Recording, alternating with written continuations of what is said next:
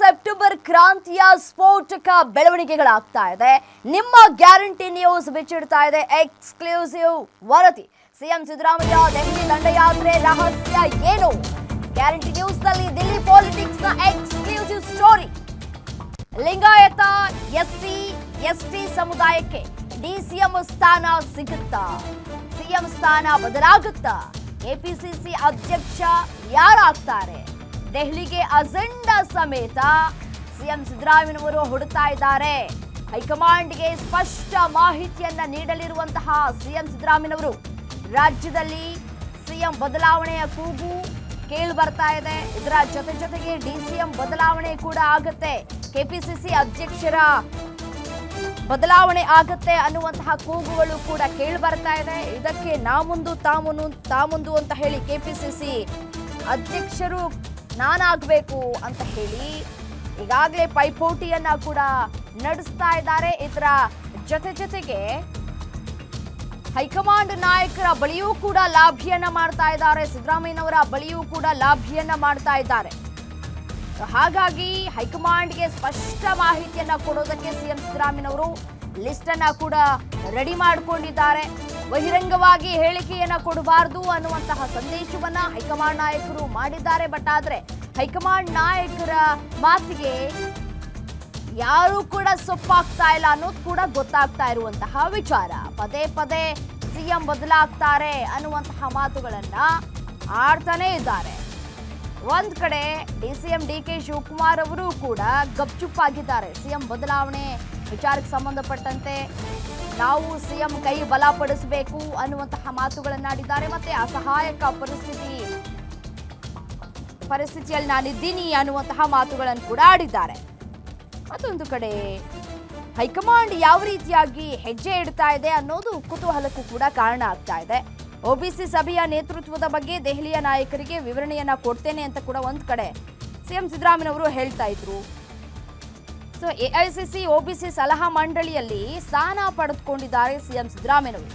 Congress high command ಭೇಟಿಗೆ CM ಮುಂದಾಗಿದ್ದಾರೆ. ಸ್ಪಷ್ಟನೆಯನ್ನ ಕೂಡ ಕೇಳೋದಕ್ಕೆ ಒಂದ್ ಕಡೆ ಬಯಸ್ತಾ ಇದ್ದಾರೆ. ಮತ್ತೊಂದು ಕಡೆ ಸೆಪ್ಟೆಂಬರ್ನಲ್ಲಿ ಭಾರಿ ಬದಲಾವಣೆ ಆಗುತ್ತೆ ಅನ್ನುವಂತಹ ಮಾತುಗಳನ್ನ ಕೆಎನ್ ರಾಜಣ್ಣ ಅವರು ಆಡಿದ್ರು. ಅದರಂತೆಯೇ ಬದಲಾವಣೆ ಆಗುವಂತಹ ಸಾಧ್ಯತೆಗಳು ಕೂಡ ಇದೀಗ ಕಾಣಸಿಗ್ತಾ ಇದೆ. ಲಿಂಗಾಯತ ಎಸ್ಸಿ ಎಸ್ಟಿ ಸಮುದಾಯಕ್ಕೆ ಡಿಸಿಎಂ ಸ್ಥಾನ ಸಿಗುತ್ತಾ? ಡಿಸಿಎಂ ಸ್ಥಾನ ಬದಲಾದ್ರೆ ಯಾರಾಗ್ತಾರೆ ಅಧ್ಯಕ್ಷರು ಅನ್ನುವಂತಹ ಪ್ರಶ್ನೆ. ಸಿಎಂ ಅಜೆಂಡಾ ಏನ್ ಹಾಗಾದ್ರೆ? ಅಜೆಂಡಾ ಸಮೇತ ದೆಹಲಿಗೆ ಪ್ರವಾಸಕ್ಕೆ ಸಿದ್ದರಾಮಯ್ಯನವರು ತಯಾರಿಯನ್ನ ಕೂಡ ಮಾಡಿಕೊಂಡಿದ್ದಾರೆ. ಕೇಂದ್ರ ಸಚಿವರ ಭೇಟಿ ಬಳಿಕ ಹೈಕಮಾಂಡ್ ನಾಯಕರನ್ನ ಭೇಟಿಯಾಗಲಿಕ್ಕಿದ್ದಾರೆ. ಹೈಕಮಾಂಡ್ಗೆ ಸ್ಪಷ್ಟ ಮಾಹಿತಿಯನ್ನ ಕೂಡ ನೀಡಲಿಕ್ಕಿದ್ದಾರೆ ಸಿಎಂ ಸಿದ್ದರಾಮಯ್ಯನವರು. ರಾಜ್ಯ ರಾಜಕಾರಣದಲ್ಲಿ ಚರ್ಚೆ ಆಗ್ತಾ ಇರುವಂತಹ ವಿಚಾರಗಳ ಬಗ್ಗೆ ಚರ್ಚೆಯನ್ನ ಮಾಡಲಿಕ್ಕಿದ್ದಾರೆ. ಒಬಿಸಿ ಘಟಕದ ಸದಸ್ಯ ಸ್ಥಾನ ಕೊಟ್ಟಿರುವ ಬಗ್ಗೆಯೂ ಕೂಡ ಚರ್ಚೆಯಾಗುತ್ತೆ. ನಾನು ಈಗಾಗಲೇ ಹೇಳ್ತಾ ಇದ್ದೆ, ಈ ವಿಚಾರದ ಬಗ್ಗೆಯೂ ಕೂಡ ಸ್ಪಷ್ಟತೆಯನ್ನ ಪಡೆದುಕೊಳ್ಳುವ ಸಾಧ್ಯತೆ ಇದೆ ಅಂತ ಹೇಳಿ. ಇನ್ನು ರಾಜ್ಯದಲ್ಲಿ ರಾಷ್ಟ್ರ ರಾಜಕಾರಣಕ್ಕೆ ಬರ್ತಾರೆ ಅಂತ ಹೇಳಿ ಚರ್ಚೆಗಳು ಕೂಡ ಆಗ್ತಾ ಇದೆ. ನಾನು ಸಿಎಂ ಆಗಿ 2 ವರ್ಷ ಪೂರ್ಣ ಮಾಡಿದ್ದೇನೆ. ಶಾಸಕರ ಬೆಂಬಲ, ಹೈಕಮಾಂಡ್ ಕೃಪೆಯಿಂದ 2 ಬಾರಿ ಸಿಎಂ ಆಗಿದ್ದೇನೆ. ರಾಜ್ಯದಲ್ಲಿ ಅಹಿಂದ ಸಮುದಾಯ ಇಂದಿಗೂ ಕೂಡ ನಮ್ಮ ಜೊತೆಗಿದೆ. ಒಕ್ಕಲಿಗ ಸಮುದಾಯಕ್ಕೂ ಹೆಚ್ಚು ಅವಕಾಶವನ್ನ ನೀಡಿದ್ದೇವೆ. ಸೆಪ್ಟೆಂಬರ್ನಲ್ಲಿ ಸಂಪುಟ ಪುನರ್ರಚನೆ ಅವಕಾಶವನ್ನ ಕೊಟ್ರೆ ಡಿಸಿಎಂ ಹುದ್ದೆಯನ್ನ ಕೇಳ್ತಾರೆ. ಲಿಂಗಾಯತ ಎಸ್ಸಿ ಎಸ್ಟಿಗೆ 1 ಡಿಸಿಎಂ ಹುದ್ದೆಯನ್ನ ಕೇಳ್ತಾ ಇದ್ದಾರೆ. ಡಿಸಿಎಂ ಹುದ್ದೆ ಸೃಷ್ಟಿ ಮಾಡೋದು ಮತ್ತೆ ಹೈಕಮಾಂಡ್ಗೆ ಬಿಟ್ಟಂತಹ ವಿಚಾರ. ಆದಷ್ಟು ಬೇಗ ಕೆಪಿಸಿಸಿ ಅಧ್ಯಕ್ಷರ ಬದಲಾವಣೆ ಆಗಬೇಕು, ನೇಮಕ ಆಗಬೇಕು ಅಂತ ಕೂಡ ಹೇಳ್ತಾ ಇದ್ದಾರೆ ಅನ್ನೋದನ್ನ ಹೈಕಮಾಂಡ್ ನಾಯಕರಿಗೆ ಮನವರಿಕೆ ಮಾಡಿಕೊಡುವಂತಹ ಸಾಧ್ಯತೆಗಳು ಕೂಡ ಇದೆ. ಸೆಪ್ಟೆಂಬರ್ ಬಳಿಕ ತಾಲೂಕು ಪಂಚಾಯಿತಿ, ಜಿಲ್ಲಾ ಪಂಚಾಯಿತಿ, ಗ್ರೇಟರ್ ಬೆಂಗಳೂರು ಎಲೆಕ್ಷನ್ ಕೂಡ ಇದೆ. ಈ ವಿಚಾರದ ಬಗ್ಗೆಯೂ ಕೂಡ ಹೈಕಮಾಂಡ್ ನಾಯಕರ ಬಳಿ ಚರ್ಚೆಯನ್ನ ಮಾಡಲಿಕ್ಕಿದ್ದಾರೆ ಸಿಎಂ ಸಿದ್ದರಾಮಯ್ಯನವರು. ರಾಷ್ಟ್ರ ರಾಜಕಾರಣಕ್ಕೆ ಸಿದ್ದರಾಮಯ್ಯ ಎಂಬ ಗೊಂದಲ ಸಾಕಷ್ಟು ಸೃಷ್ಟಿಯಾಗ್ತಾ ಇದೆ. ನನಗೆ ರಾಷ್ಟ್ರ ರಾಜಕಾರಣಕ್ಕೆ ಬರುವಂತಹ ಯಾವುದೇ ರೀತಿಯಾದಂತಹ ಆಸೆ ಇಲ್ಲ ಅನ್ನುವಂತಹ ಮಾತುಗಳನ್ನ ಸಿಎಂ ಅವರ ಆಪ್ತರ ಬಳಿಯೂ ಕೂಡ ಹೇಳ್ಕೊಂಡಿದ್ದಾರೆ. ಆಸಕ್ತಿಯೂ ಇಲ್ಲ ಅನ್ನೋದನ್ನ ಅವರು ಸ್ಪಷ್ಟಪಡಿಸಿದ್ದಾರೆ. ನಮ್ಮ ಗುರಿ ಏನೇ ಇದ್ರೂ 2028ಕ್ಕೆ ಮತ್ತೆ ಕಾಂಗ್ರೆಸ್ ಅನ್ನ ಅಧಿಕಾರಕ್ಕೆ ತರೋದಷ್ಟೇ. ನಿಮ್ಮ ಸಪೋರ್ಟ್ ಬೇಕಾಗಿದೆ ಅಂತ ಹೇಳಿ ಹೈಕಮಾಂಡ್ ನಾಯಕರಿಗೆ ಸಿಎಂ ಸಿದ್ದರಾಮಯ್ಯನವರು ಮನವರಿಕೆ ಮಾಡಲಿಕ್ಕಿದ್ದಾರೆ. ಎಐಸಿಸಿ ಹಿಂದುಳಿದ ವರ್ಗಗಳ ವಿಭಾಗದ ಅಧ್ಯಕ್ಷರಾದಂತಹ ಜೈಹಿಂದ್ ಅವರ ಅಧ್ಯಕ್ಷತೆಯಲ್ಲಿ ಜುಲೈ 15ರಂದು ಒಬಿಸಿ ಸಲಹಾ ಮಂಡಳಿ ಸಭೆಯನ್ನ ಕೂಡ ನಡೆಸಲಿಕ್ಕಿದ್ದಾರೆ. ಸಭೆಯ ಆತಿಥ್ಯವನ್ನ ಮುಖ್ಯಮಂತ್ರಿಗಳು ಕೂಡ ವಹಿಸಿಕೊಂಡಿದ್ದಾರೆ. ಮತ್ತೊಂದು ಕಡೆ ಚರ್ಚೆಗಳಾಗ್ತಾ ಇದೆ. ರಾಷ್ಟ್ರ ರಾಜಕಾರಣಕ್ಕೆ ಸಿಎಂ ಸಿದ್ದರಾಮಯ್ಯನವರ ಆಗಮನ ಆಗತ್ತೆ, ಹಾಗಾಗಿ ಹೈಕಮಾಂಡ್ ನಾಯಕರ ಲೆಕ್ಕಾಚಾರವೇ ಬೇರೆಯಾಗಿದೆ ಅನ್ನುವಂತಹ ವಿಚಾರಗಳು ಸಾಕಷ್ಟು ಚರ್ಚೆಗೆ ಗ್ರಾಸವಾಗ್ತಾ ಇದೆ. ರಾಜ್ಯ ರಾಜಕಾರಣದಲ್ಲಿ ಏನೆಲ್ಲ ಬೆಳವಣಿಗೆಗಳಾಗ್ತಾ ಇದೆ, ಯಾವೆಲ್ಲ ವಿಚಾರಗಳ ಕುರಿತು ಚರ್ಚೆಗಳಾಗ್ತಾ ಇದೆ ಅನ್ನೋದರ ಕುರಿತು ಹೈಕಮಾಂಡ್ ನಾಯಕರಿಗೆ ಮನವರಿಕೆ ಮಾಡುವಂತಹ ವಿಚಾರಕ್ಕೆ ಇದೀಗ ಮುಂದಾಗ್ತಾ ಇದ್ದಾರೆ. ಸದ್ಯಕ್ಕೆ ಸಿಎಂ ಸಿದ್ದರಾಮಯ್ಯನವರು ರೆಸ್ಟ್ ಮೂಡ್ನಲ್ಲಿದ್ದಾರೆ.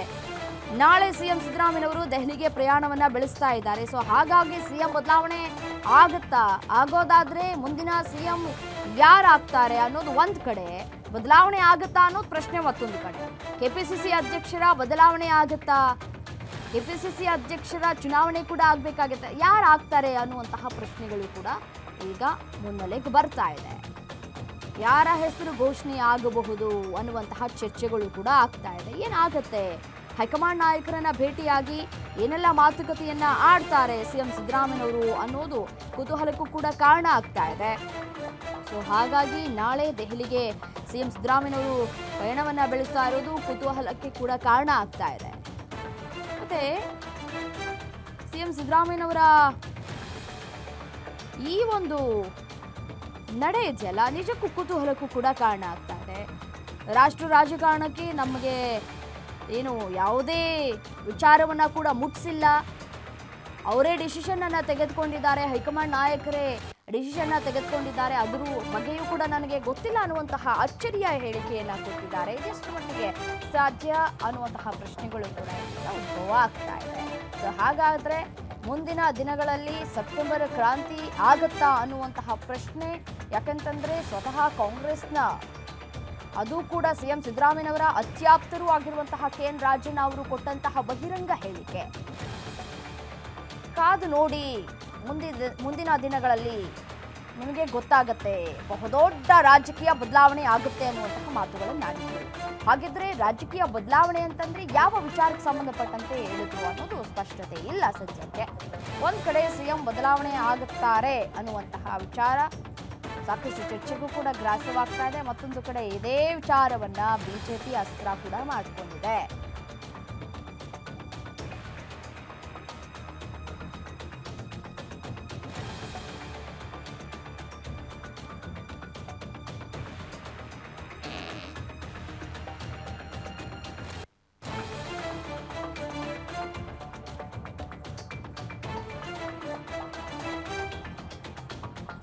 ಇದೇ ವಿಚಾರಕ್ಕೆ ಸಂಬಂಧಪಟ್ಟಂತೆ ಮತ್ತಷ್ಟು ಡೀಟೇಲ್ಸ್ ಕೊಡ್ತಾ ಹೋಗ್ತಾರೆ Maruti Pavagada, political bureau head, news ಡೆಸ್ಕ್ನಿಂದ ನೇರ ಸಂಪರ್ಕದಲ್ಲಿ ಜಾಯಿನ್ ಆಗಿದ್ದಾರೆ.